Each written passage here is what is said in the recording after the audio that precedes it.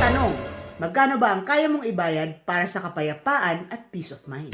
What if hindi mo na kailangan ma-stress for the rest of your life? Wala nang puyat, parang zombie. Wala nang headache dahil sa toxic na trabaho. Wala nang, anong gagawin ko? Hindi ko na kaya. Sounds impossible, right? Pero hindi ito kwento lang o motivational talks na pang TikTok. It's backed by science. 15 na peer-reviewed studies proved na posible ito. Yes! Now, tanong ko lang, kung kaya mong bumili ng grande caramel macchiato sa Starbucks araw-araw, kung kaya mong mag-ipon para sa latest na sapatos o bag, o kaya naman yung latest na iPhone, bakit hindi maglaan ng 500 pesos para sa stress-free na buhay? Para saan ka ba nagtatrabaho? Ito na ang sagot sa tanong mo. Forward-facing professional resilience. Sa halagang 500 pesos, matututunan mo kung paano ka hindi lalamunin ng stress. Hindi ito theory lang. Hindi rin ito mga pa-cute na self-help tips. Proven approach ito na gumagana na magbabago ang buhay mo.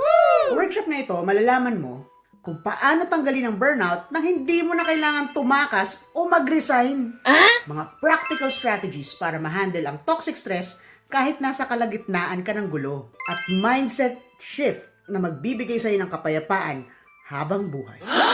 Imagine a life na hindi ka madaling mairita kahit anong mangyari. Hindi mo na rin kailangan uminom ng 3 tasang kape para magising ka lang at mag-function. At higit sa lahat, magiging masaya ka sa trabaho, sa bahay, at sa sarili mo. Ang tanong, magkano ba ang kaya mong ibayad para sa kapayapaan at peace of mind? For only 500 pesos, you're not just spending, you are investing. Yes! Investing in freedom from stress, burnout, and overwhelm. So, ito yung detalye. January 11, 2025, from 10 a.m. to 2 p.m. Oo, 4 na oras lang yan. Virtual workshop to, kaya kahit nakapambahay ka, nakapantulog ka, pwedeng-pwede kang umattend.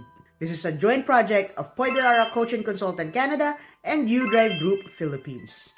Register now for only 500 pesos New Year's Day discount. Tandaan, hindi mo kailangan mag-breakdown para gumawa ng aksyon. Kita-kita!